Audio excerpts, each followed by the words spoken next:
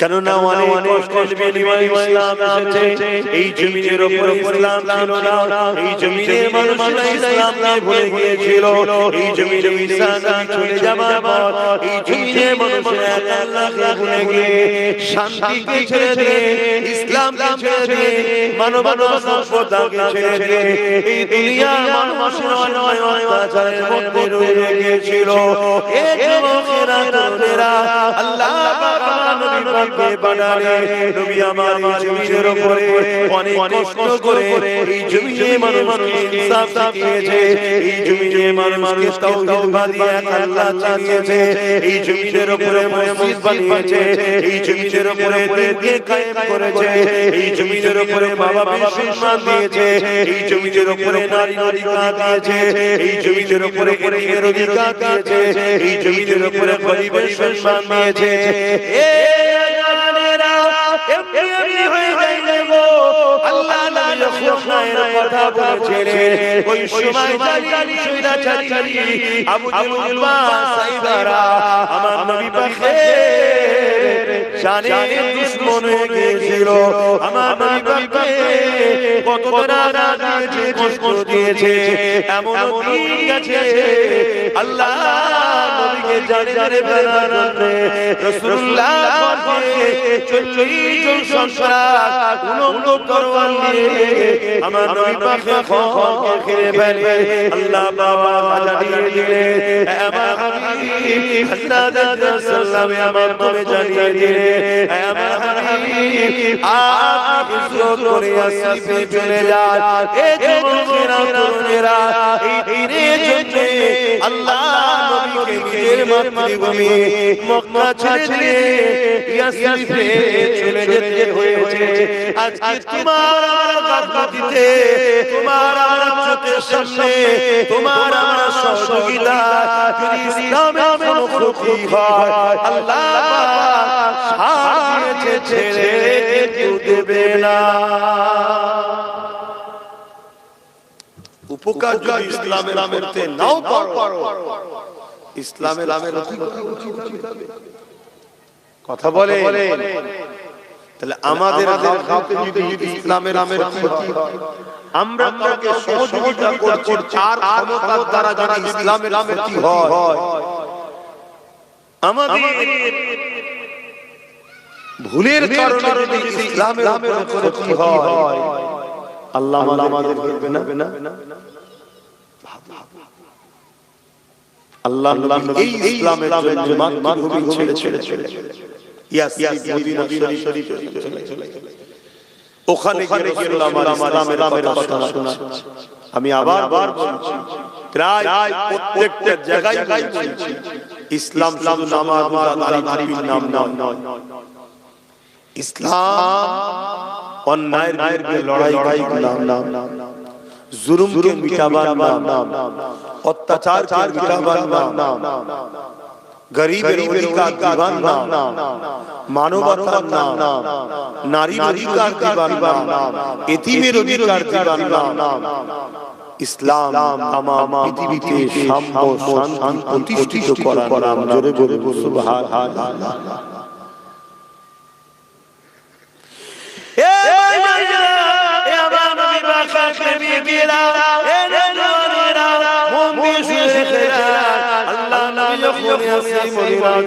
চলে গেলে ওখানে গিয়ে নবী আমার দিনের মেসেজ ছড়াতে লেগেছে, মানুষকে মানবতার কথা বলতে লেগেছে, ইনসাফের কথা বলতে লেগেছে।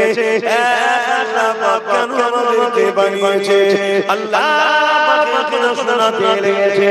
এই খবরটা চতুর্দিকে ছড়িয়ে যায়, চারিদিক থেকে মানুষ আমার রাসূলুল্লাহর কদমে এসে ঈমানের কলেমা পড়ে মুসলমান হতে লেগেছে।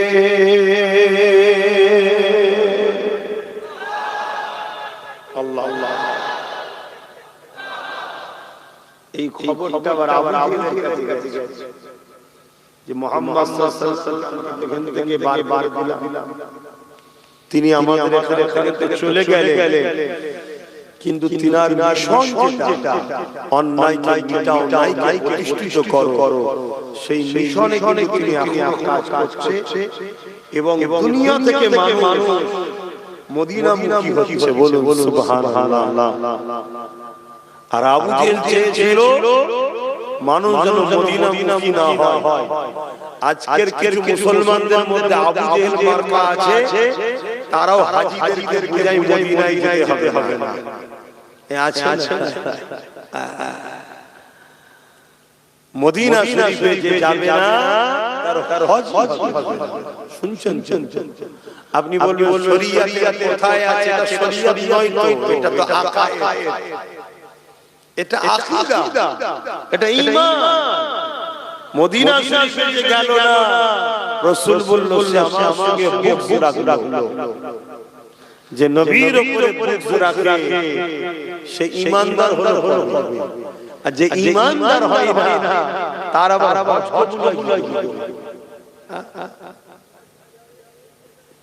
মদিনা শরীফে যেতেই হবে। কথা বুঝা আসছে না? সেদিন আবু জেহেল চেয়েছিল মদিনা যেতে দেব না। আজকে আবু জেহেলদের শরীকি আছে মুসলমানদের, তারাও চাইছে মদিনায় যায়। ভাইরা তরুণেরা, এ নবী পাকের প্রেমিকেরা, আসেন আমরা আলোচনার দিকে এগিয়ে যাই।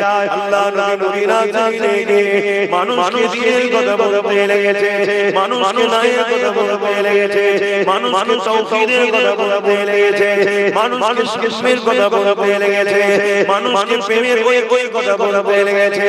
মানুষকে ভালোবাসবে, এই মিল মুহাব্বতের মানি আল্লাহ মানুষকে ছড়াতে লেগেছে। তা সত্য কথা বন্ধ করে দাও। মানুষ কখনো মানুষের গোলাম হবে না, মানুষ কখনো মানুষের দাসী হবে না।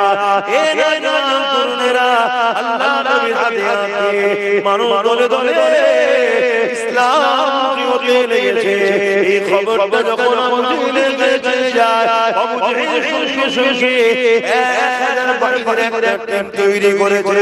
প্রত্যেকের হাতে অস্ত্র রয়েছে, প্রত্যেকে ঘোড়া উটের পিঠে বসে মদিনার উদ্দেশ্যে রওনা হয়েছে।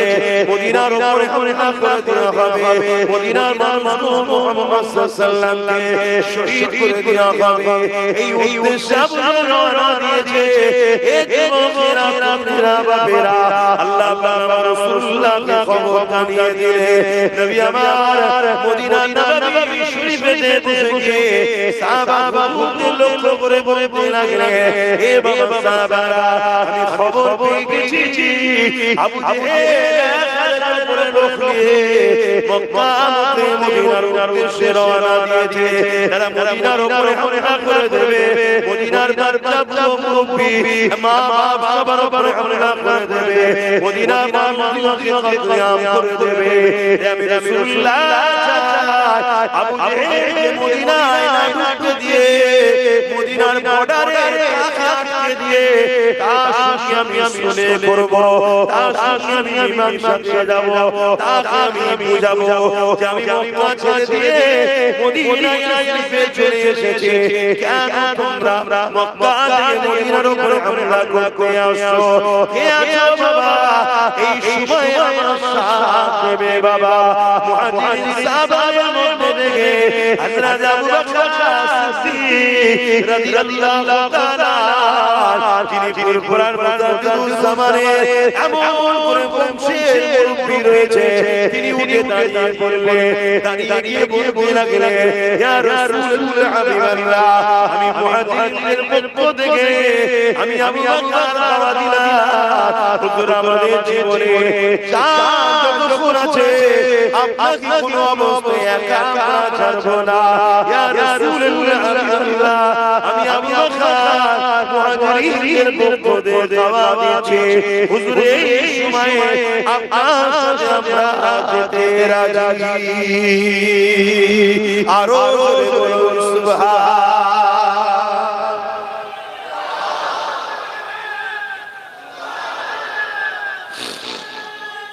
আল্লাহ আল্লাহ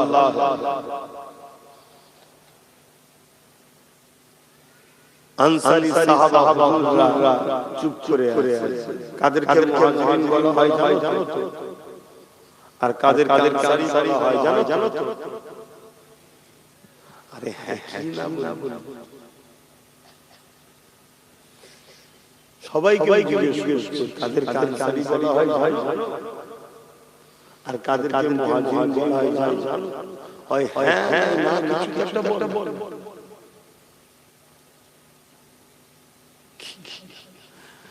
তোমরা বাইরে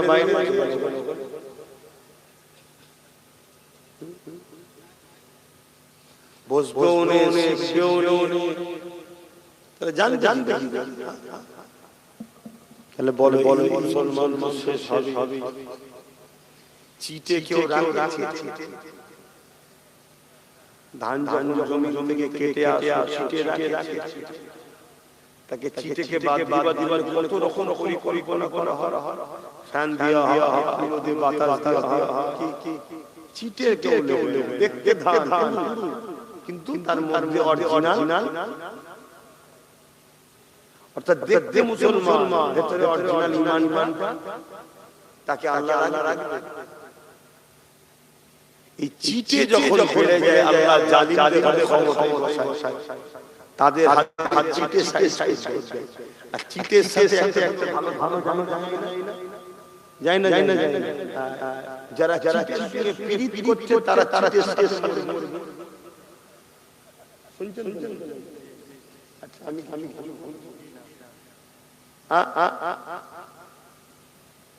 ভালো মুসলমান বোঝ এটা শিক্ষার জায়গা, তোমার আমার মুসলিমের জায়গা। এসো কোন সমস্যা এত মানুষ বসে গেছে, তোমরা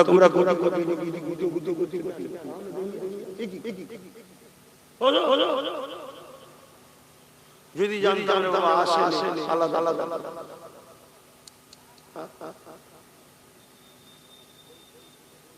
আব্বাস সিদ্দিকী অনেক পছন্দ করেন, আছে না? জোরে বলে আমাকে মুসলমানগুলো পছন্দ করে যারা আমার রাসূলকে ভালোবাসে। তারা আমাকে পছন্দ করে না যারা রাসূলকে ভালোবাসে। কেন আমার পরিচয় তো কিছু নেই, আমার পরিচয় তো রাসূলুল্লাহর গোলাম। আমাকে সে ভালোবাসবে যে রাসূলকে ভালোবাসে, আমাকে তো সে ভালোবাসবে না যে রাসূলকে ভালোবাসে।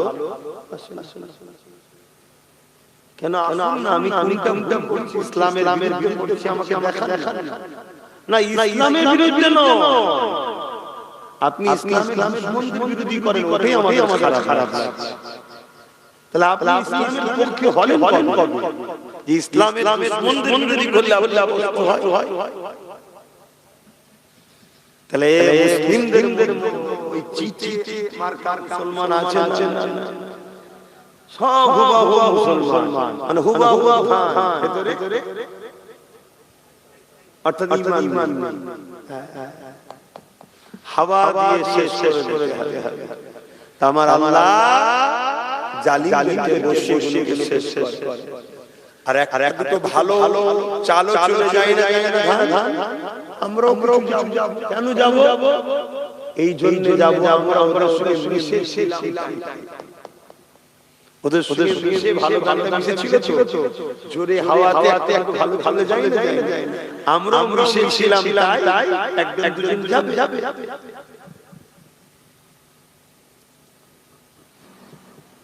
ভাইরা তরুণীরা, এ নবী পাকে বেগেরা, আল্লাহ নবী আনসারী সাহাবাদের দুঃখ করে লাগে।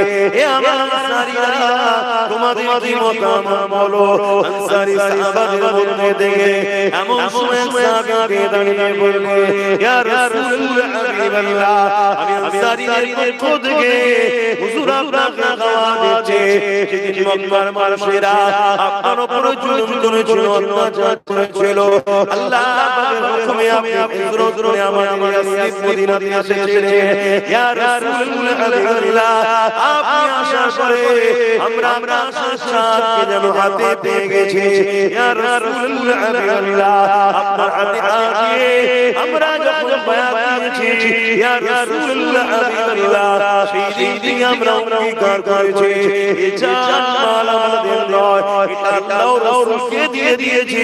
ইয়া রাসূলুল্লাহ হাবিবাল্লাহ, যেমন খুশি আপনি খরচ করবে। হুজুর আপনি কি বলছে? আপনি কেন আমাদের জিজ্ঞাসা করছেন? হুজুর হুকুম করে মানুষকে কেন ভয় করবে? হতে পারে তাদের সংখ্যা 1000, তাদের হাতে অস্ত্র থাকতে পারে, কিন্তু তারা তো মানুষ। ইয়া রাসূলুল্লাহ হাবিবাল্লাহ, আমরা আল্লাহ ছাড়া অন্য কাউকে ভয় করি না।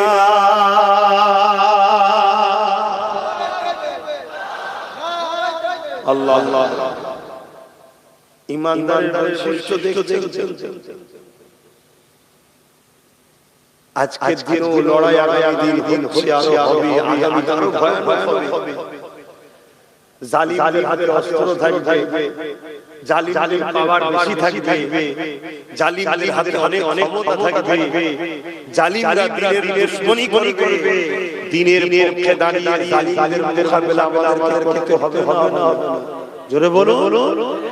কিন্তু তখন যদি বলে হুজুর ওদের হাতে অস্ত্র আছে, ওদের হাতে পাওয়ার আছে, ওদের লোক বেশি, ওদের সংখ্যা বেশি, এটা কি ঈমান হয়? ঈমানদারদের কাজ আল্লাহর জন্য জানকে কুরবান করা। জোরে বলে সুবহানাল্লাহ। বিজয় তো আল্লাহ দেয়, ঈমানদারদের কাজ বিসমিল্লাহ বলে আগে যাওয়া।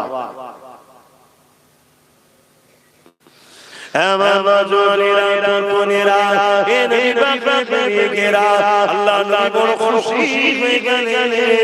নবী আমার পৌঁছে লাগলেন, মুসলমান হয়েছে, আমি রাসূলুল্লাহ হিদায়াত জানতে চাইলাম, এরা আপনাকে আমাকে ভালোবাসে, এরা আমার জন্য জীবন কুরবান করতে চায়। আজ তোমার দাদা দাদি নানা নানি সবাই মুসলমান, কিন্তু দুঃখের বিষয় আজ মুসলমান মসজিদ মাদ্রাসা ওয়াকাফের দুশমনদের বিরুদ্ধে লড়াই করে, তাদেরকে যদি পক্ষপাতিত্ব করে, তাহলে বড় বড় দুঃখের বিষয় বলতে হয় সে মুসলমান চিকেওয়ালা মুসলমান, তার মধ্যে ঈমান নাই। কেন যে মসজিদ মাদ্রাসা দ্বীনের দুশমন হবে, আরে দুশমনকে যে সাপোর্ট করবে তার মধ্যে ঈমান থাকতে পারে না। হে যুবকেরা, বাপেরা, আল্লাহ নবী দয়ার নবী কতটা কষ্ট করেছে ইসলামের জন্য, কতটা কষ্ট করেছে দ্বীনের জন্য। আল্লাহ নবী 313 জন সাহাবাকে এমন করে রওনা দিলে, যেতে যেতে বদর আবু জেহেল ভাইয়ের সঙ্গে দেখা হয়ে যায়। আবু জেহেল ভাইকে আল্লাহ নবী থামতে বললে, তারা থেমে গেল। আল্লাহ নবী লড়াই ছাড়া তাদের সঙ্গে চুক্তি করতে চাইলো, পরামর্শ করতে চাইলো। হে আবু জেহেল, আমি মুহাম্মদ রাসূল মক্কা ছেড়ে চলে এসেছি, কেন তোমরা বাড়িয়ে মদিনার উপর জুলুম করতে এসেছো? কেন তোমরা এই অত্যাচার করছো? আবু জেহেল বলতে লেগেছে, মুহাম্মদ রাসূলুল্লাহ কে মাত্র 313 জন রয়েছে, আর আমার দিকে 1000 উপর সৈন্য রয়েছে। আমরা সবাই ঘোড়ার পিঠে, আমরা সবাই উটের পিঠে রয়েছি, আমাদের হাতে অস্ত্র রয়েছে। আর মুহাম্মদ রাসূলুল্লাহ সংখ্যাও যেমন কম, তাদের হাত খালি রয়েছে। এই সুযোগে মুহাম্মদ রাসূল সহ 304 জন যদি মেরে দেওয়া যায়, এই আসমানের চেয়ে উপরে আল্লাহর পক্ষে বলা থাকবে না। হে জানেরা, হে জানেরা, তোমরা জানিস না ইসলাম কি জিনিস? আমার রাসূলুল্লাহ এই কথা বুঝিয়ে শুনতে চাইছে না। এই সময় আল্লাহ রাসূল নূর নবী দয়াল নবীকে আবু জেহেল বলতে লাগলো, হে মুহাম্মদ, হয় তোমাকে আমার বলে আসতে হবে, নচেত আমাদের কাফেরাই লড়তে হবে। দুটো রাস্তা আজকে ভারতের মুসলমানদের জন্য এই অবস্থা, হয় ইসলাম ছেড়ে দিতে হবে আর না হয় আমাদের লড়াই। তৃতীয় কোনো রাস্তা আমাদের কাছে নাই। কি করবে? লড়াই করে আমি জানতে চাই ঠিক বলছি? পারবে? কণ্ঠ থেকে আওয়াজ হচ্ছে লড়াই।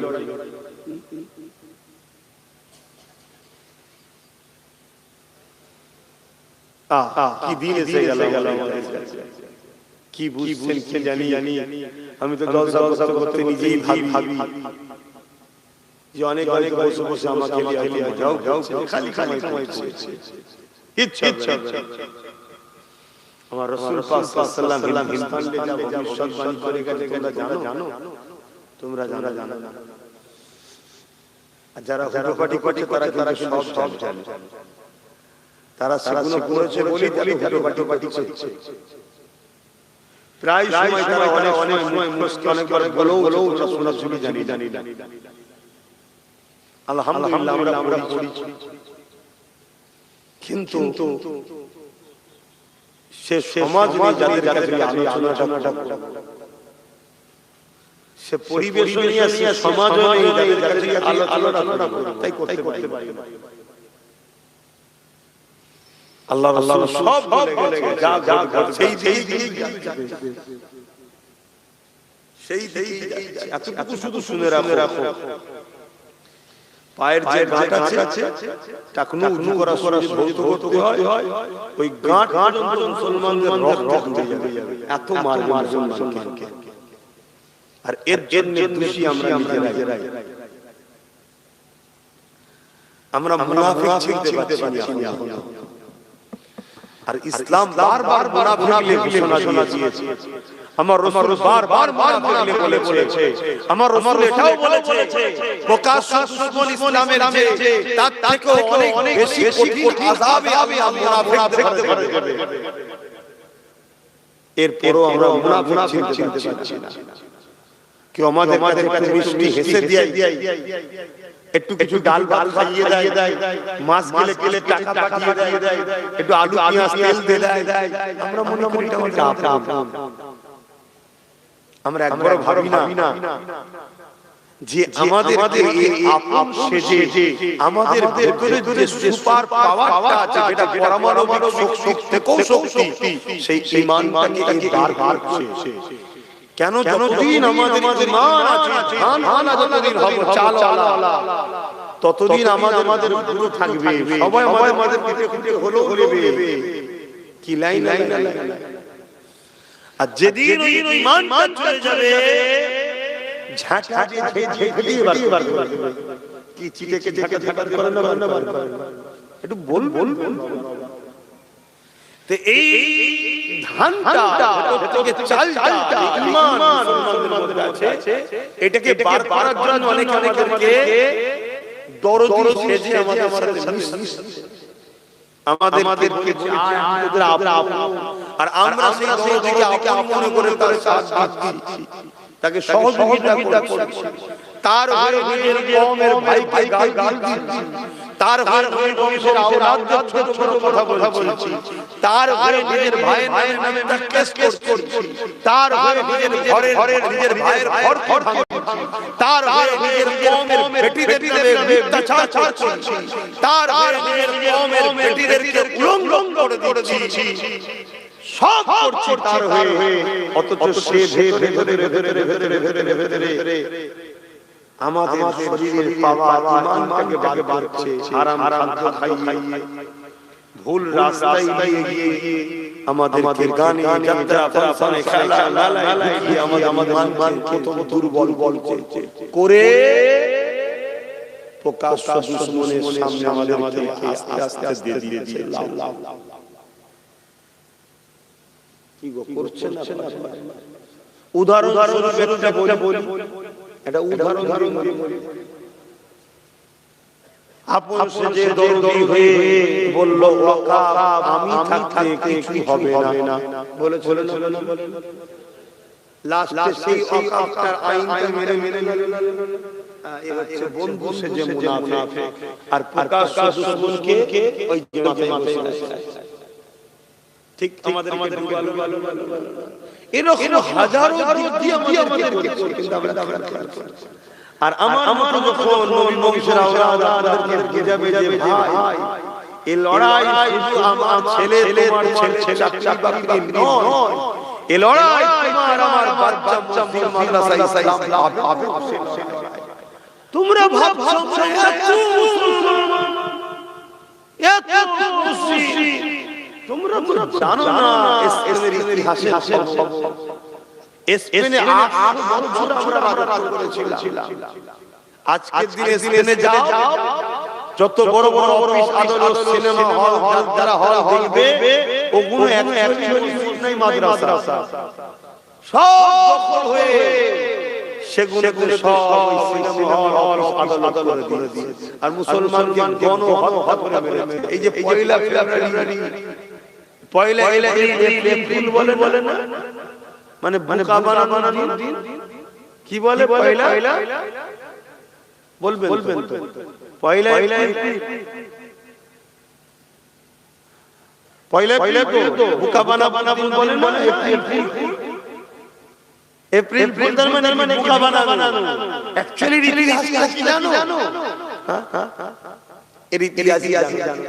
মানে মুসলমানের ছেলেরা এপ্রিল করে কতটা কলঙ্ক জাতের চিন্তা করো।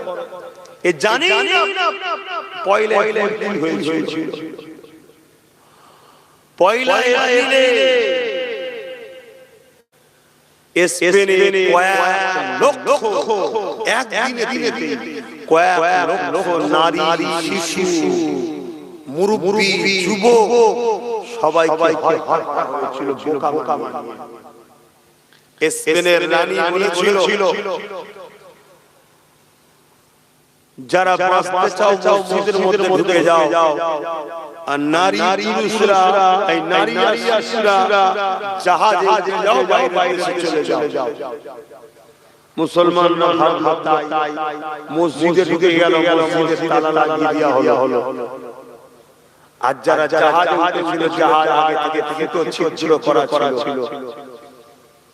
হাজার শয়ে জাহাজে হাজার বাচ্চা নদীতে ডুবে এক মুহূর্তের মধ্যে তাদের চিৎকার চেঁচামেচি লাখো ঠান্ডা হয়ে গেল। ওদিকে মসজিদের মধ্যে যারা ছিল তাদেরকে আগুন দিয়ে মত পুরানো হয়েছিল। এই পয়লা এপ্রিল, এই যে বোকা বানিয়ে মুসলমানকে মেরেছে এটা হলো এপ্রিল ফুল। আমাদের মতাও আমাদেরকে বোকা বানিয়ে মারছে এপ্রিল ফুলি বানাচ্ছে। কথা বুঝা যায়? কিন্তু আমার মাই চলবে না। আমার কওমের একটা অংশ এখনো লিখছে তারা এখনো সমালোচনা করছে। আছে না? তাহলে কি বলা না কে নেবে না আশা করে আমি বলছি না।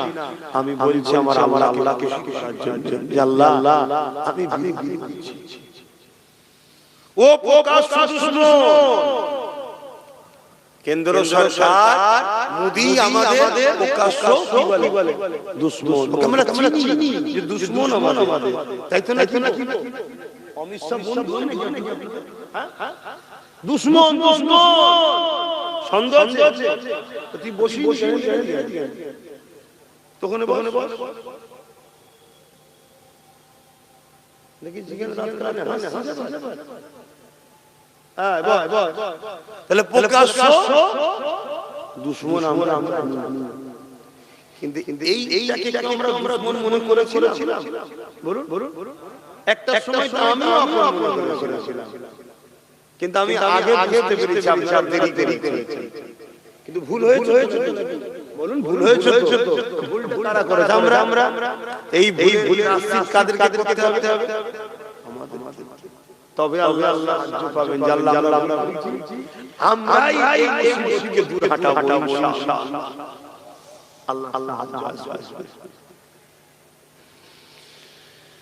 আহারে আমরা সহজে পাওয়ার জন্য এত না গুরুত্ব আমাদের নাই। ওই সময় বদরের জমিনে আল্লাহ রাসূলকে যখন কথা বললো, নবী সাহাবাদেরকে বলতে লাগলেন, এ সাহাবারা, এদের প্রথম নম্বর কথা তো কোনোভাবে মেনে নেওয়া যাবে না।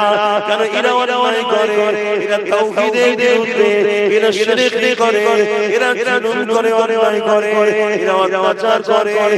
দ্বিতীয় নম্বর কথাটা হলো, এরা দেখাবে যখন তুই ইচ্ছা আমাদেরকে তাহলে পিছে দাঁড়াতে হবে।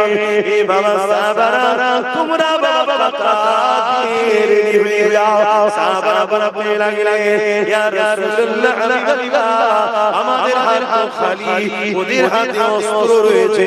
আল্লাহ নবী বললেন, বাবা সাহাবারা, খাজরের ডালে বিসমিল্লাহ বলে উঠিয়ে না। হকের পক্ষে যদি থাকো বিসমিল্লাহ বলে আগিয়ে যাও। তাতে যদি আল্লাহ তোমার ওই মৃত্যু রাখে, আমার যদি রাখে মৃত্যু হবে। কিন্তু আল্লাহ পক্ষে ছিলাম, পক্ষে ছিলাম, এটা প্রমাণ দিতে পারবে। এনে জানেনা এমন বিপক্ষে প্রেমিকেরা আল্লাহ নবী সাহাবা খাজরের গেলেন। আল্লাহ নবী কাতার কাঁদতে লেগেছে। যুদ্ধের মৌসুম, নবী আমার সাজিয়ে তৈরি করছে। ঠিক এমন সময় ওই কাতারের মধ্যে দুটো ছোট ছোট বাচ্চাকে দেখতে পায়। এক ভাই নাম মুআজ, আরেক ভাই নাম মুআজ। এই দুই ভাই যখন মদিনা জমিনেতে নববী শরীফে বেঁধে গেল, দেখতে লেগেছে আল্লাহ মদিনা নববী শরীফে মুরব্বি সাহাবা রয়েছে, যুবক সাহাবা নাই, আল্লাহ নবী নাই। এই বাচ্চা কষ্টে বলতে লেগেছে, আম্মা জান, আজকে মদিনা নববী শরীফে আল্লাহ রাসূলকে দেখতে পাচ্ছি না, রাসূলুল্লাহ সাহাবাদেরকে দেখতে পাচ্ছি না। ওই সময় মা বলেছিল, এ ছেলে মক্কা সন্ত্রাস আবু জেহেল আমার রাসূলুল্লাহ করবে, মদিনার উপরে হামলা করবে বলে রওনা দিয়েছিল। এই খবরটা পেয়ে আল্লাহ নবী তাদেরকে মদিনায় আসার জন্য আগিয়ে গেছে। মদিনায় যাইতে গিয়ে তারা হামলা না করে দেয়, মদিনার নারী শিশু মুরব্বিদের হত্যা না করে ফেলে, তাদের উপরে আঘাত দিয়ে ফেলে। এই জন্য রাসূলুল্লাহ আগিয়ে গেছে। এই কথাটা শুনে ওই বাচ্চাগুলো বলতে লেগেছে, আম্মা জান, আমাদের কি দুটো ছোট ছুরি হবে, কি করবে বাবা? ওই আবু জেহেল আমার রাসূলুল্লাহকে অনেক দূরে কষ্ট দিচ্ছে। আম্মা জান ছোট ছোট ছুরি দেয়, যেটা খেয়ে আমরা আমার রাসূলুল্লাহ দুশমনের বিরুদ্ধে লড়াই করব। মা শুনে খুশি হয়ে গিয়ে আল্লাহ শুকরিয়া আদায় করতে লেগেছে। দুটো ছোট ছোট ছুরি বার করে দিয়ে ওই বাচ্চারা তুলে দিল, বাবা আল্লাহ রাসূলের দুশমনের মোকাবেলা করো। আর আজকের মায়েরা বলছে, না বাবা ওদিকে যাস না, যেখান থেকে আমি ভিক্ষা পাই সেদিকেই থাক বাবা। এমন মা আছে। তো ওই মায়ের ছেলে ওই মাকে জুলুম করবে, কথা বলে কেন? ও মা ছেলেকে রাসূল চিনাই নাই, হক চিনাই নাই, ইসলামের দুশমন চিনাই। তবে আলহামদুলিল্লাহ, যে মা তার সন্তানকে রাসূল চিনাবে, আল্লাহ চিনাবে, সেই সন্তানকে আল্লাহ এমন তৈরি করবে, এই মায়ের পায়ের তলাতেই জান্নাত মায়ের পায়ের তলাতেই থাকবে। জোরে জোরে সুবহানাল্লাহ। এ তরুণেরা, এ মা নবী পাকের প্রেমিকেরা, বাপেরা, তরুণেরা, বন্ধু রেখে দেয়। আল্লাহ নবী যখন এই বাচ্চা দুটো সামনে এসে দাঁড়ালেন, ওই বাচ্চা দুটো রাসূলুল্লাহ ঘরের ময়দান থেকে তাদেরকে ঘরে পাঠিয়ে দেয়। এই চিন্তায় তারা পায়ের উপরে টিলিয়ে মাথাটাকে ঠেলে উঁচুতে তুলতে লেগেছে, কেন আল্লাহ রাসূল লড়াইয়ের ময়দানে মহিলা, শিশু, মুরব্বিদের যাওয়া নিষেধ করেছে। এই যুবকেরা তাই নবী আমার বাচ্চাদেরকে লড়াইয়ের ময়দানে ইজাজত দেবে না, এই জন্য চিন্তা করে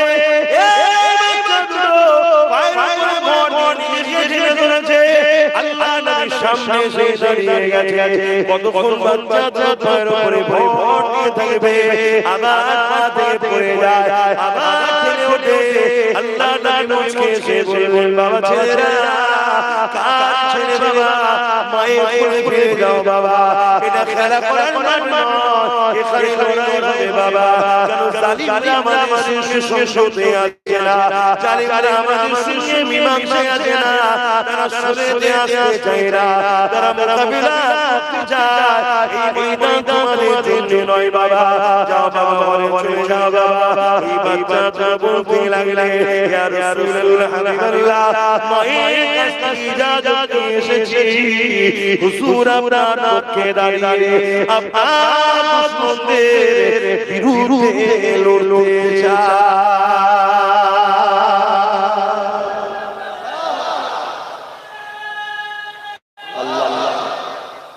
আজকে রাসূলের দিনের দুশমন আছে, জোরে বলে।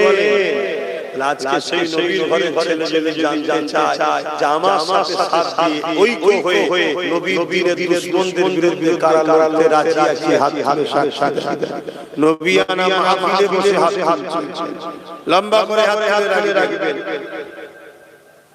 একটু ডায়ে বায়ে দেখবেন কেউ হাত ধরে কেউ নেই না, দেখুন দেখা হাত না। যদি কেউ রাসূলের দুশমনের সঙ্গে লড়তে না চায়, তাহলে বুঝে নিতে হবে সে মুসলমান, বাহ্যিক মুসলমান, ভেতরের দেশে কিন্তু ঈমান কথা মাথায় বুঝে। আজকে বড় বড় দুশমন আমার মাথায় উঠলো কি করে?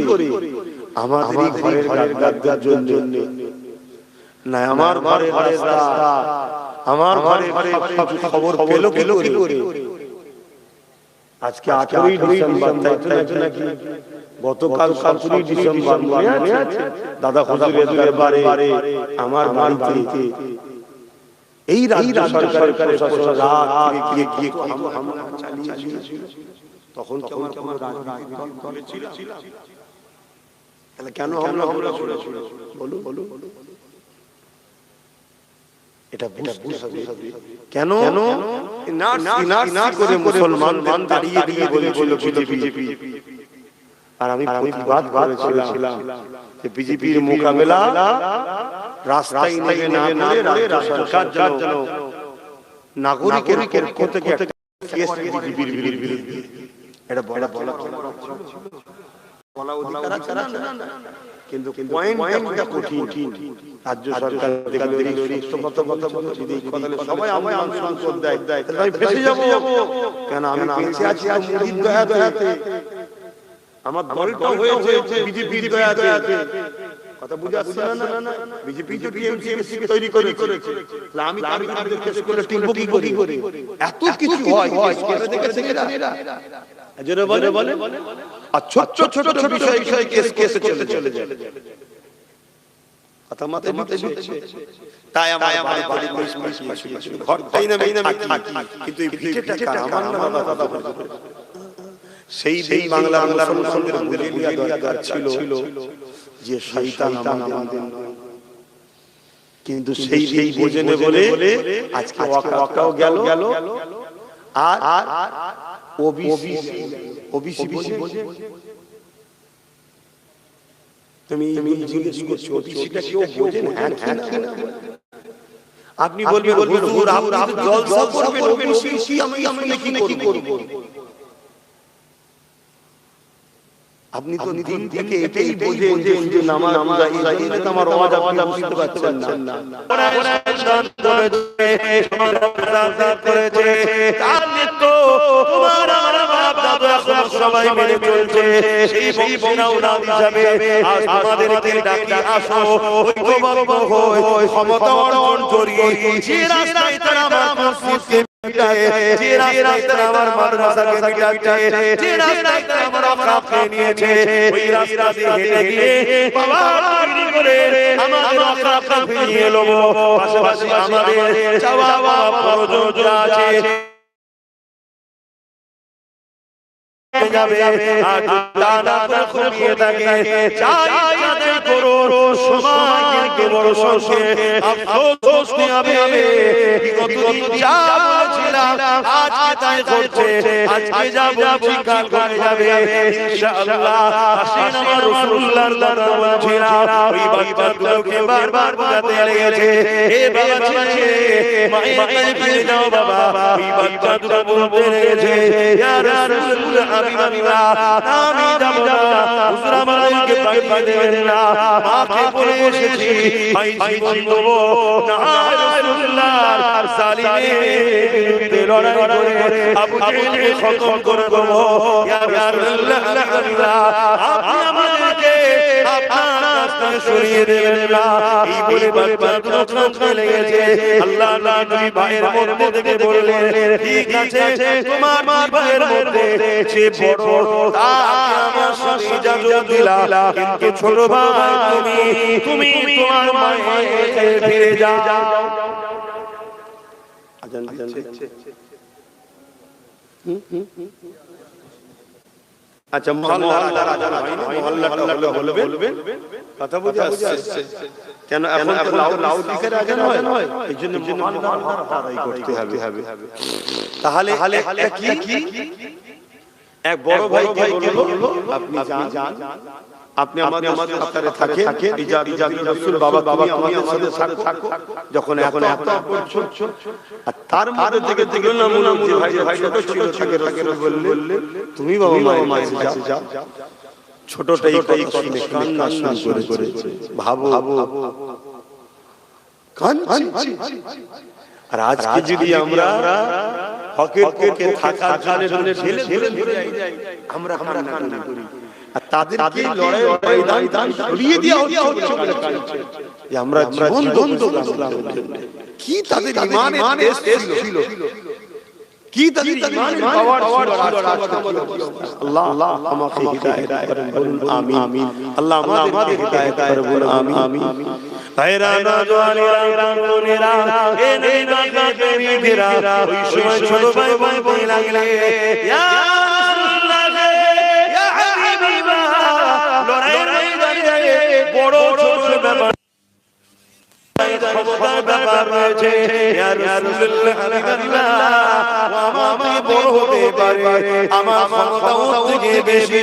হুজুর আপনি আমাকে কুস্তি লাগিয়ে দেখো, আমি ওকে পরাজিত করে দেব। আল্লাহ নবী সবটাই বুঝতে পারলেন। রাসূল বললেন, সাহাবারা দেখো আল্লাহকে কতটা ভালোবাসি, বাচ্চাদের দেখো বাবা, এই বাচ্চাদের রাসূলকে কতটা ভালোবাসে।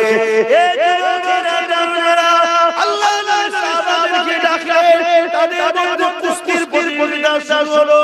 কিন্তু কুস্তির প্রতিযোগিতার আগে ছোট ভাই বড় ভাইয়ের কানে বলে দিল, আপনি তো বড়, আপনি তো জিতে যাবেন, ক্ষমতা আপনার বেশি, কেন আপনি জান্নাতে যাবার রাস্তা আমার আটকে দিয়েছে?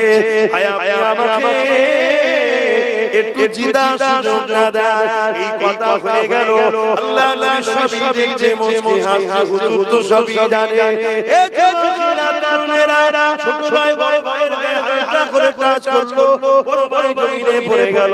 ছোট ভাই তার উপরে বসে বলল, ওরে তাই রাসূলুল্লাহ বলতে লেগেছে, ইয়া রাসূলুল্লাহ আল্লাহ দেখে হুজুর আমি জিতে গেছি।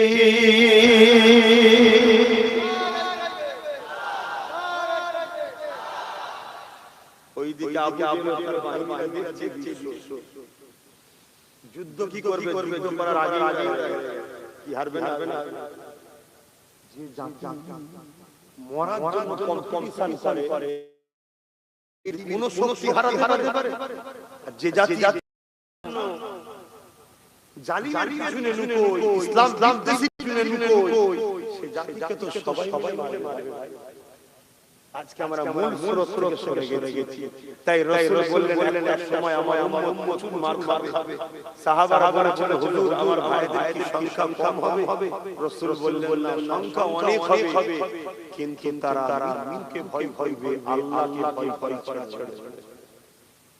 বলুন আজ আমরা জালিম শাসকের সামনে কথা বলতে গেলে আমাদের ভাই কি করব, কেস হয়ে যাবে, কাজ বন্ধ করে দেবে, ভাই মারবে, এই ভয় আছে। আমরা দুনিয়াকে ভয় করি, আল্লাহকে ভয় করে চলেছি। আরে আমরা মানুষ আপনাদের কি দোষ দেব? বড় বড় আলেম উলামা হুজুর হযরত সেজে ঘুরেছে, তাদের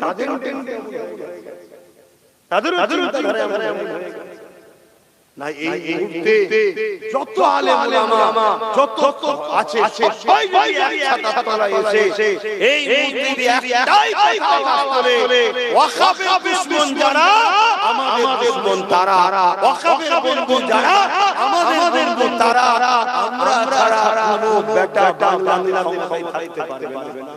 তাহলে এই মুহূর্তে আমাদের দাবি সবাইকে মানতে হবে না, কিন্তু আমাদের খেয়াল আছে হ্যাঁ গুটি গালে আমা পীর জাদা কথা বলছে কার কিন্তু সেটা তাহলে কি বলা বন্দি নাকি না কেউ যদি নাও তাও বলতে হবে, কেউ যদি সাথ না দেয় তোমাকে তাও থাকতে হবে, যদি তুমি আল্লাহ রাসূলকে ভালো অসুবিধা ছিল ঠান্ডায় দরুদ শরীফ আল্লাহুম্মা সাল্লি আলা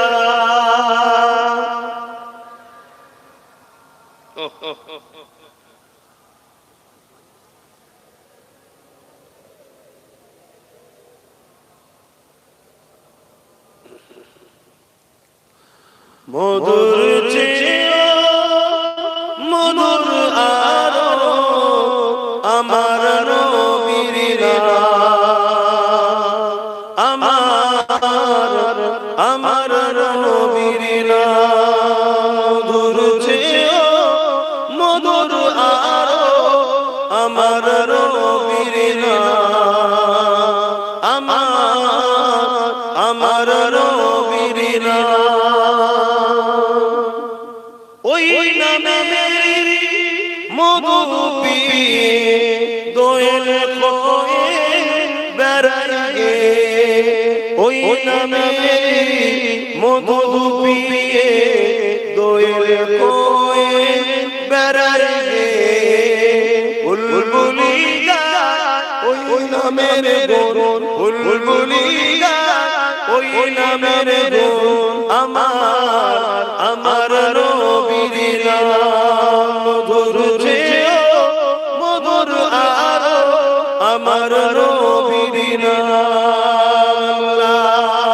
আল্লাহুম্মা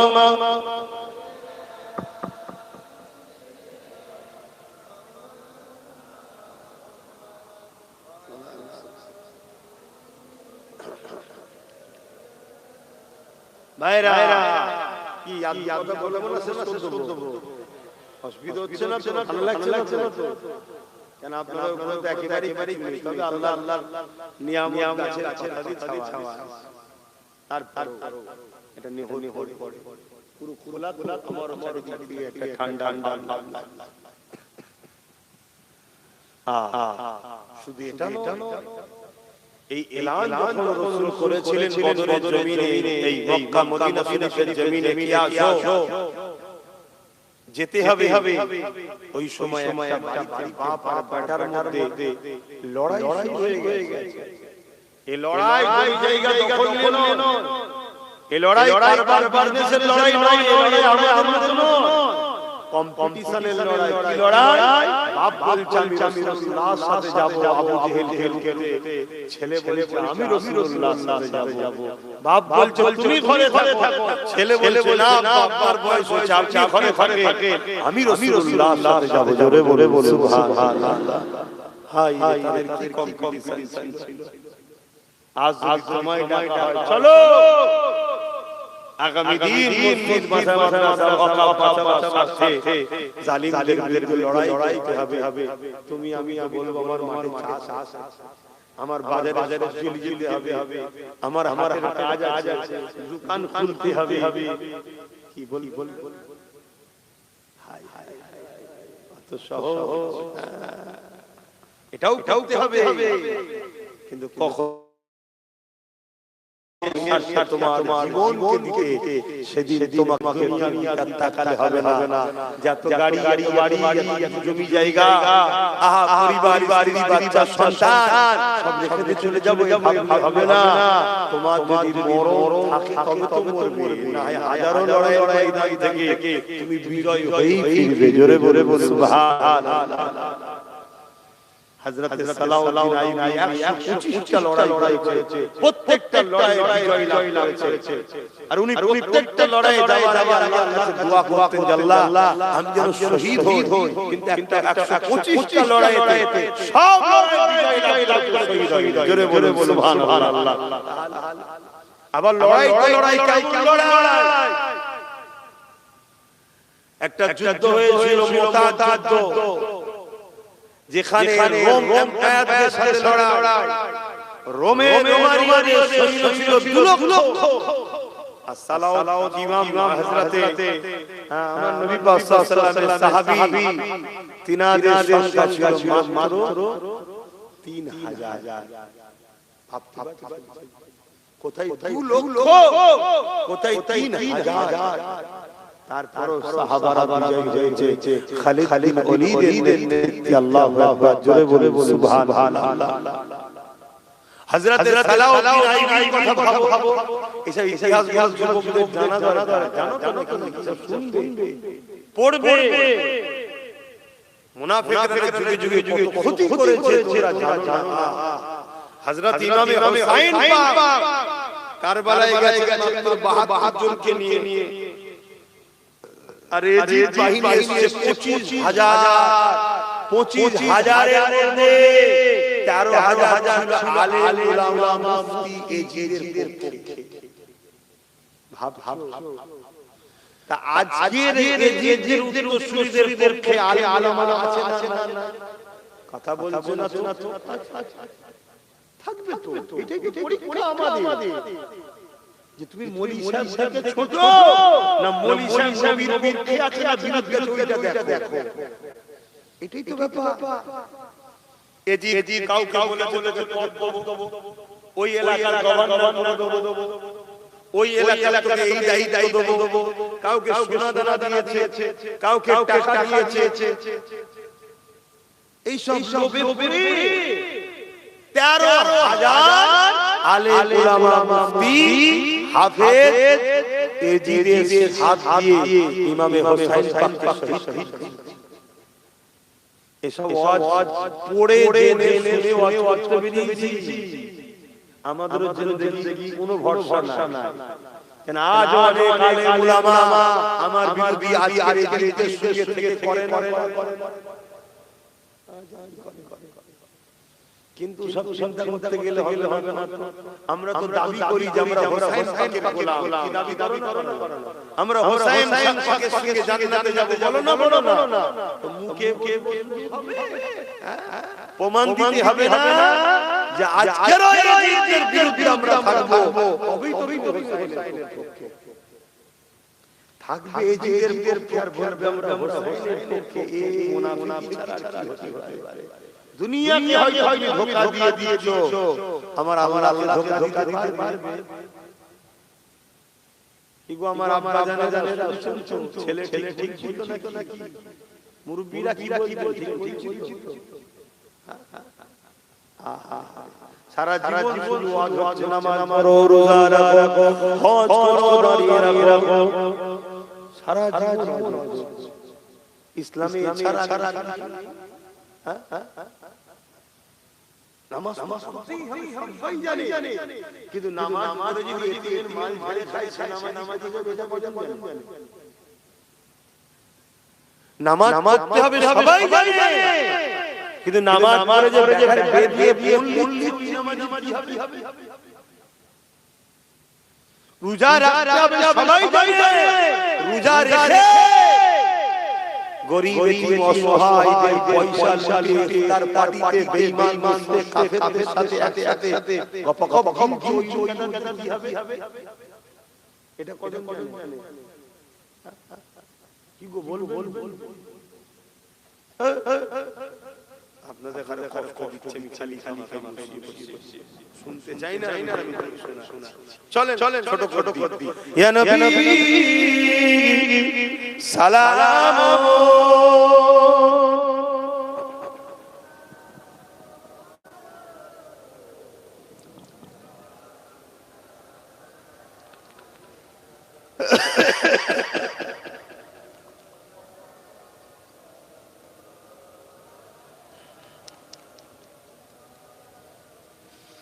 বহু মুসলমানের ছেলে আসে, ইদানিং দেখছি যখন সালাম করাবার সময় হয় সালাম না দিয়ে চলে যায়। কথা বুঝা আসছে না? এটা কি আমাদের জন্য খুশির খবর না দুঃখের খবর?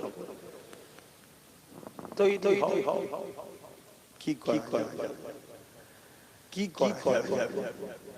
চেষ্টা তো করছি, যদি জাতি জেগে যায়, জাতি বোঝে, যেদিকে না তার করতে পারি, আমার করার আছে কি? তালাল বদর আলাইনা মিন শানিয়াতিল ওয়াদা وجب الشكر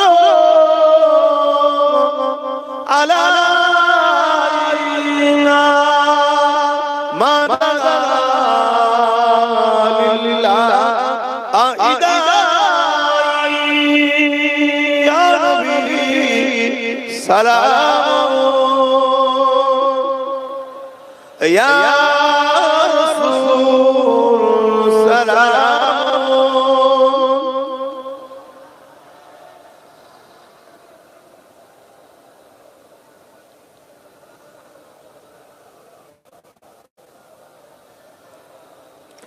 পরিণো আল্লাহ আরবানি পোহানো দুঃখে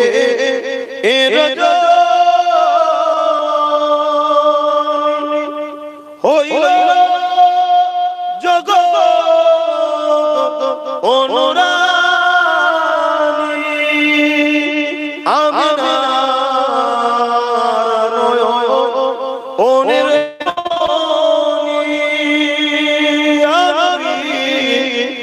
سلام يا رسول سلام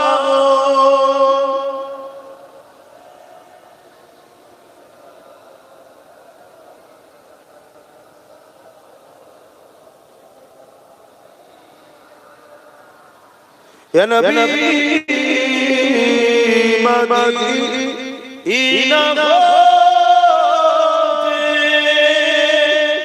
সব কিছু পারে দেখি মোদের কবরে রাখি লইবেন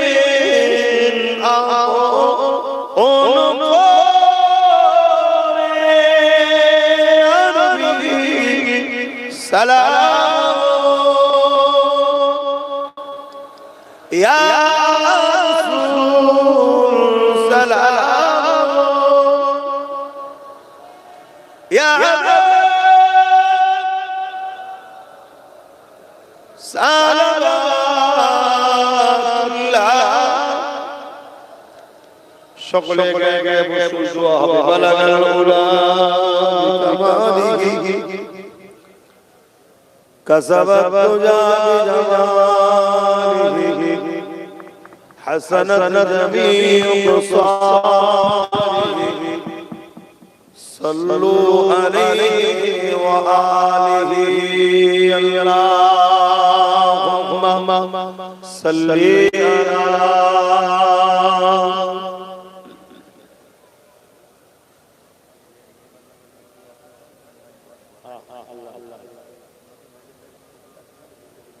Allah Allah Allah खुदा की अज़मत क्या है मोहम्मद मुस्तफा जानी मकामे मुस्तफा क्या है मोहम्मद का खुदा जाने खुदा की अज़मत क्या है मोहम्मद मुस्तफा जाने मकामे मुस्तफा क्या है मोहम्मद का खुदा जाने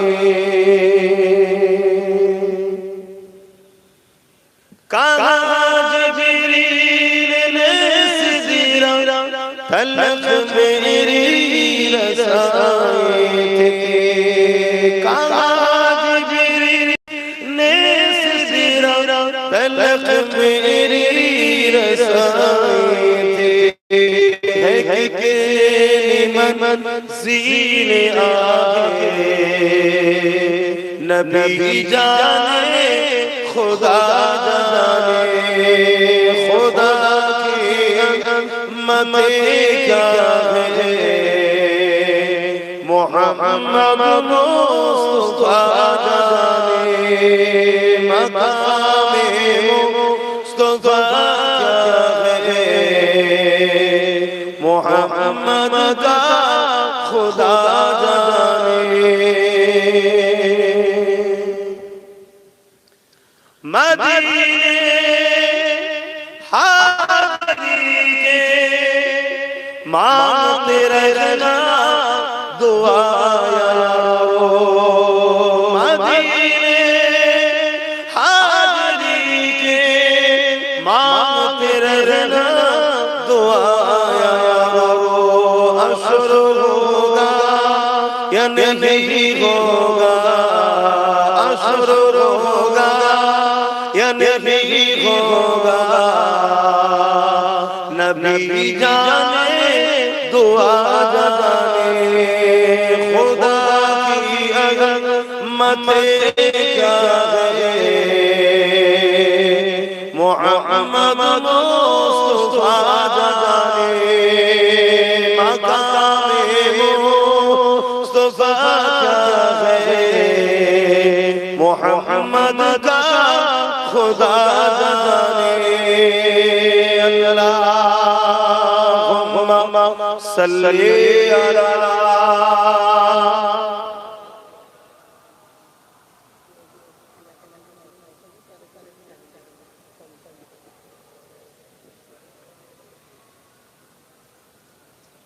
আল্লাহ রাসূল বলেন কিয়ামতের দিন আল্লাহ বলবেন অনেক বান্দাকে যে বান্দা তুমি কোথায় যাবে বান্দা বলবে আমি জান্নাতে যাব আল্লাহ পাক বলবে দুনিয়ায় যখন আমি সুস্থ ছিলাম তুমি কি আমায় দেখতে গিয়েছিলে না আমায় সাহায্য করেছিলে ওই সময় বান্দা বলবেন আল্লাহ আপনার আমার বিমার হয় অবশ্যই আল্লাহু সাইয়্যিদ কাদির আল্লাহু সামাদ কোন জিনিসের মুখাপেক্ষী তিনি নয় কোন দুর্বল বিমার স্পর্শ করতে পারে না আল্লাহ বলবে বান্দারে আমার যখন কোনো বান্দা বিমারে ছিল তার যদি দাঁড়াতিস তাকে যদি দেখতে যেতিস ওটা তো আমারই বান্দা আমার জন্যই হতো জোরে বলে সুবহানাল্লাহ শুনলাম এই গ্রামে একজন বিমারি মানুষ আছে জলসা কমিটি সেই বিমারি মানুষের চিকিৎসা ও সহযোগিতার জন্য আপনাদের কাছে যাচ্ছে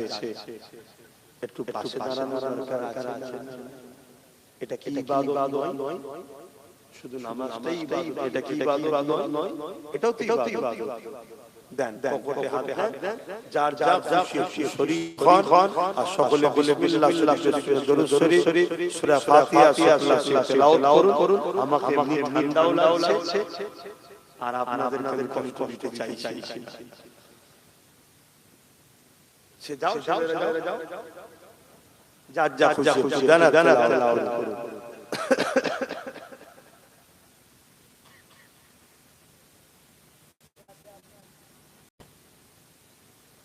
একটু ছেলে দাও না দিকে ছেলে দাও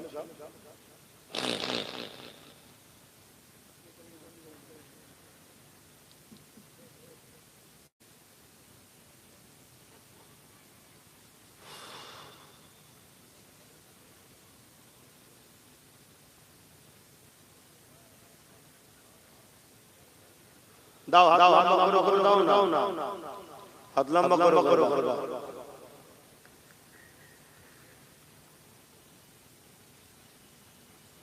এই থেকে আপনি উঠো না দেখো যারা সাথে লেগে দাও না এটা ভালো সেবা করছো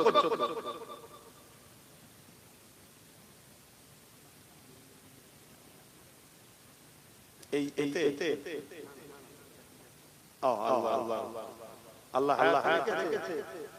আল্লাহ নিয়ে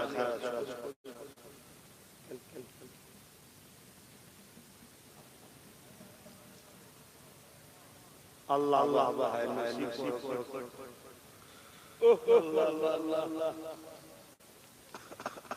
খুব ঠান্ডা লাগছে একটু কত ধীরে দেয় আমাদের ঘরে আমি বাগান ঠান্ডা মুরব্বিদের ঠান্ডা লাগছে তো মুরব্বিদের ঠান্ডা লাগে না লাগাটাই স্বাভাবিক আপনারা সলিড খেয়েছেন আমরা সব ভেজাল খাচ্ছি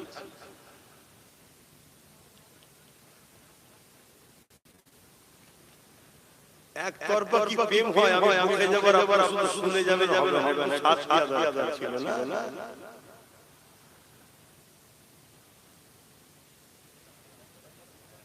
হ্যাঁ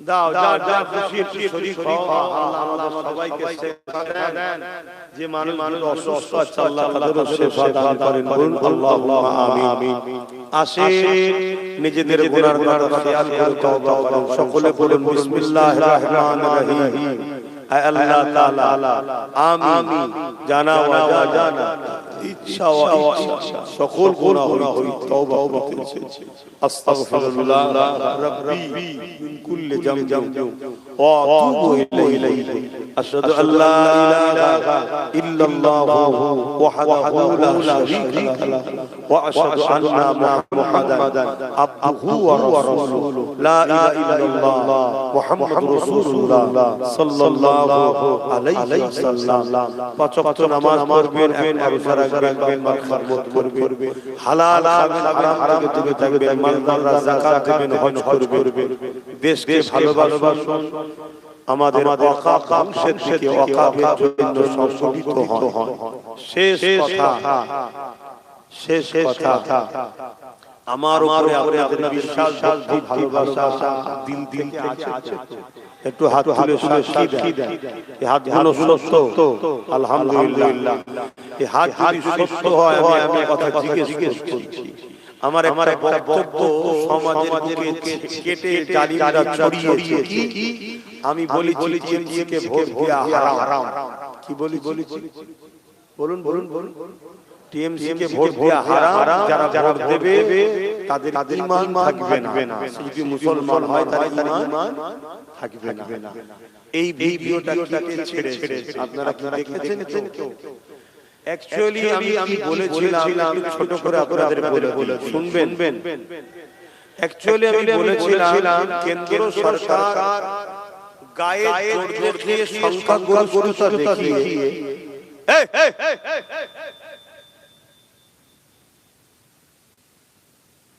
এদের এখন তোদের কিছু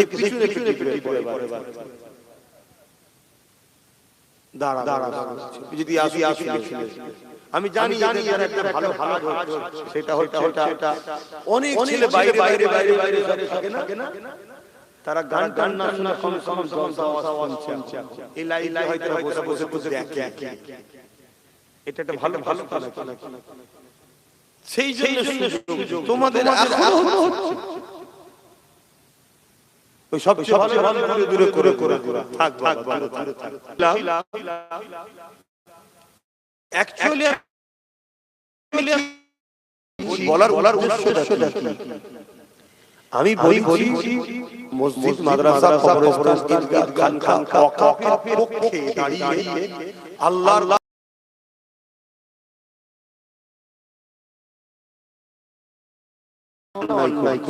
মুসলিম শরীফের হাদিস কোন কিতাবে আছে? মুসলিম শরীফ রাসূলুল্লাহর হাদিস। দ্বিতীয় নম্বর, যদি কেউ হাত দিয়ে রুখতে না পারে, রাসূল বলছে তাদের প্রতিবাদ করো। যদি মুখে প্রতিবাদ করতে না পারে, রাসূল বলছে অন্তর থেকে ঘৃণা করে সরে যাও। এই ঘৃণা করে সরে যাও বলার পরেই হাদিস এসে বলছে এই ঘৃণা করে সরে যাওয়াটা হলো বড় দুর্বল ঈমান। তার মানে হয় হাতের ওপরে প্রতিবাদ করে, এটা হলো প্রতিবাদ। আর ঘৃণা করে সরে যাওয়া এরও ঈমান আছে কিন্তু দুর্বল।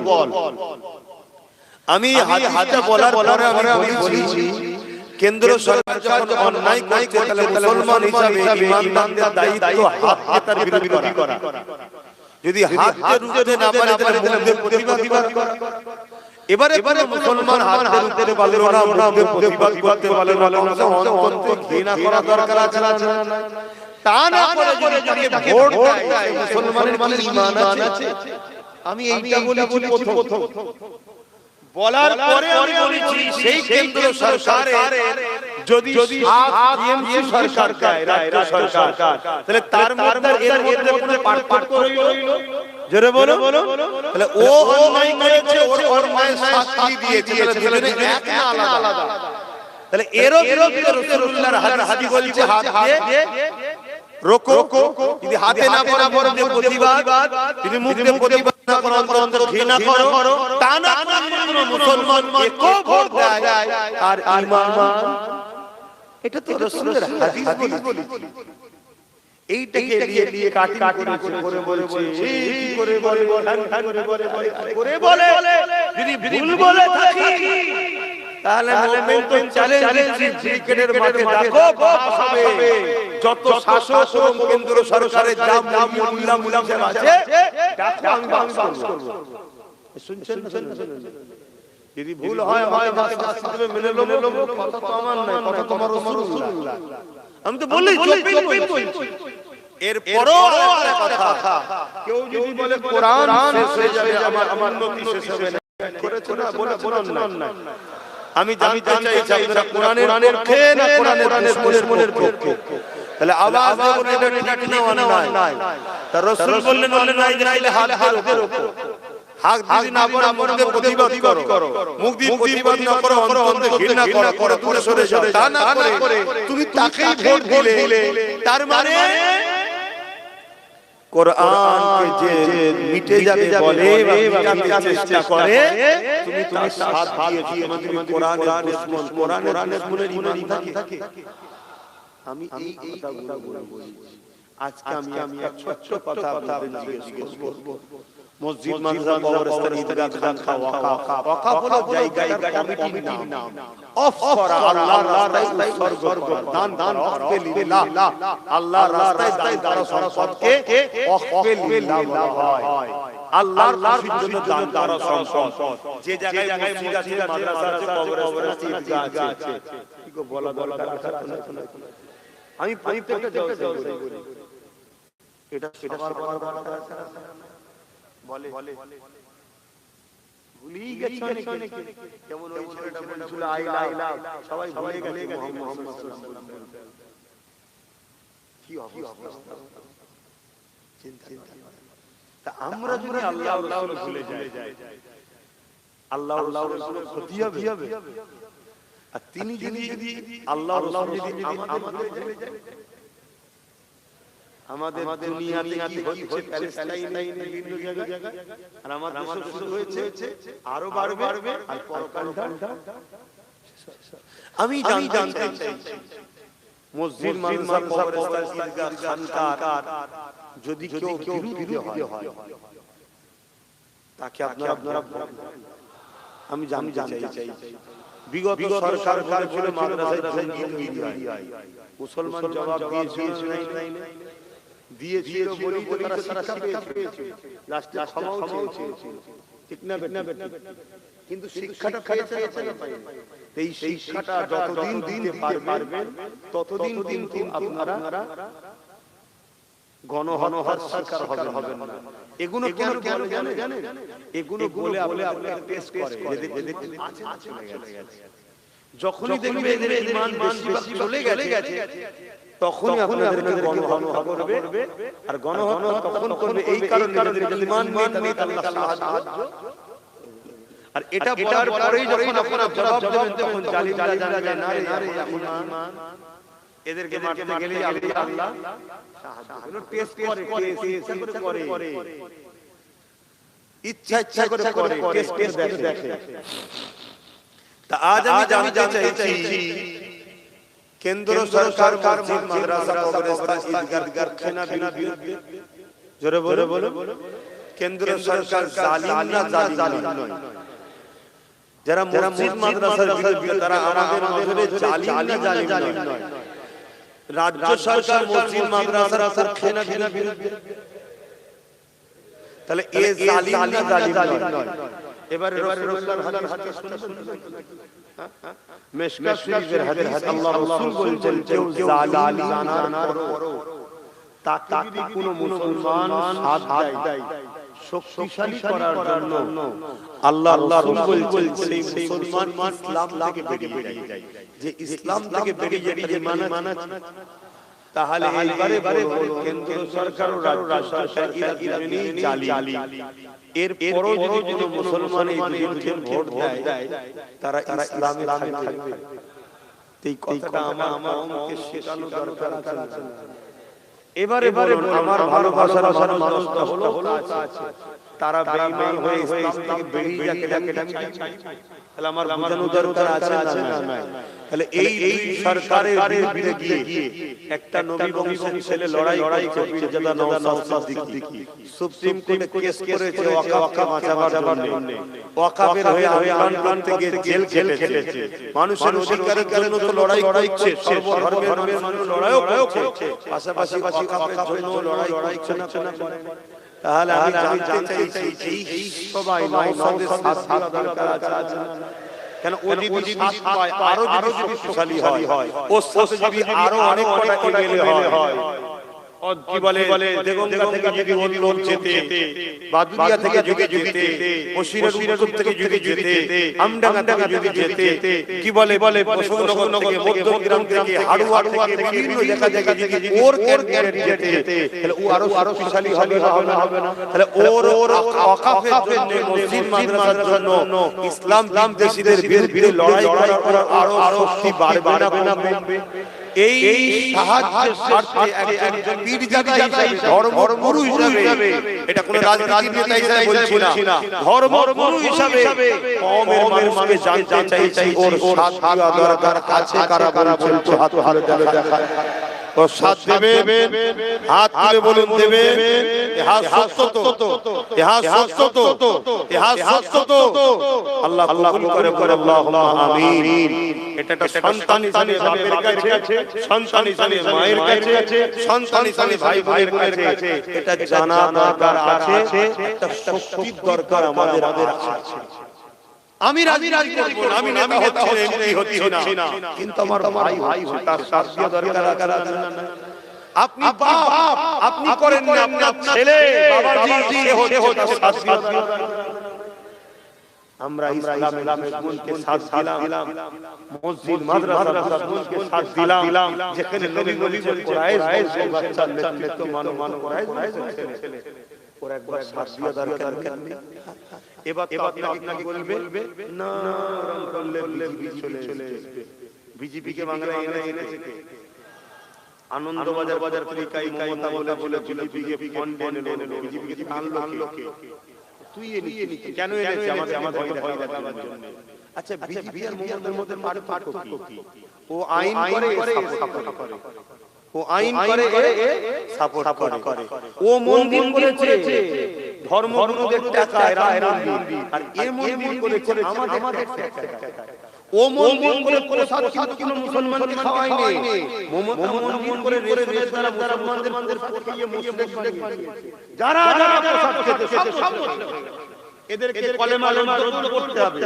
বিবি যদি থাকে মরিশিয়া বিবিকে নেকাব করিয়ে হবে। ওই অবস্থায় থাকলে যত সন্তান সব বৈধ জাত সন্তান হবে, ওই সন্তানের দ্বারা ইসলামের কোনো লাভ হবে না। ওই একটা মুসলমান নেতা আছে না যেমন, ওই কোয়ালিটি তৈরি হবে। এই কথা বুঝে আসছে? কিভাবে আমার খাচ্ছে না খাই না? তুই সরকার আমার চাকরি দিবি, আমার ছেলে পড়বে কি করে ভাববি, আমার চিকিৎসা কি করে ভালো স্বাস্থ্য তৈরি করবি, তুই কি করে দেশের উন্নতি হবে ভাববি। এটা তোদের কাজ। তা না করে আমার মন্দির মাদ্রাসা কাজ বিকালো আর মন্দির করছিস। আমি সরকার মন্দির করাও নয়, তারপর আমি ধর্মীয় তর্কে আমি যাচ্ছি না। তুই মন্দির করছিস পুরি বলে দিঘাতে, কি বলে নিউ টাউনে 11,000 টাকার জায়গা, ওর পাশে আমাদের ইংরেজদের দান করা একটা মসজিদের জায়গা আছে, সেই জায়গাটাকে রাজ্য সরকার চুরি করে ওকে দিচ্ছে। তাহলে এ করতে চাইছে এদের সবার একটাই, ভারত ইসলাম ও প্রকাশ করছে যে আমাদের দ্বারা করছে। কেন? পশ্চিম বাংলায় মুসলমানের সংখ্যা এত, মুসলমান চাইলে 100 করে দখল করতে পারে। যদি আমরা 100টা সিট দখল করে বাকি 194 বাকি ঠিক না বেটি? বাকি আমাদের সঙ্গে যে আসতে চাইবি, তুই যদি সিএম হোস স্বরাষ্ট্রমন্ত্রী আমরা হব। শুনছেন? তুই যদি বলিস না সিএম তুই হ, তো তোরা স্বরাষ্ট্রমন্ত্রী হবি। এইভাবে আমরা পার্টনারে সমতা দখল করি। কতদিন পরের ভাববেন? আশা করছি আপনারা বুঝতে পারছেন তো। আর পশ্চিম বাংলা আমরা ওদেরকে একে হবেন না। পশ্চিম বাংলা ভৌগোলিক পরিস্থিতি দেখতে হবে। পশ্চিম বাংলার পাশাপাশি দেশ আছে, বেশি বলবো না। এখানে ওই ঘুম দিয়া মিষ্টি কথা দিয়ে আস্তে আমাদের শেষ করা হচ্ছে। শিক্ষাতে শেষ, চাকরিতে শেষ, কর্মসংস্থানে শেষ, রুজিতে শেষ, করতে আস্তে এবারে আমাদের ওবিসিটাও শেষ। যে সংগ্রামের দ্বারা আমরা চাকরি পেতাম, যে সংগ্রামের দ্বারা আমরা ছেলেরা পড়তো, এখানে গায়ে ঘুরবে না। তো সেই জায়গায় আমার বড় ভাই, আমার সামনে এত বললাম, আপনাদের কষ্ট না হুজুরের ছেলে এনেছি বাবা, এই রাজনীতির কথা জলসাই কেন বলবে?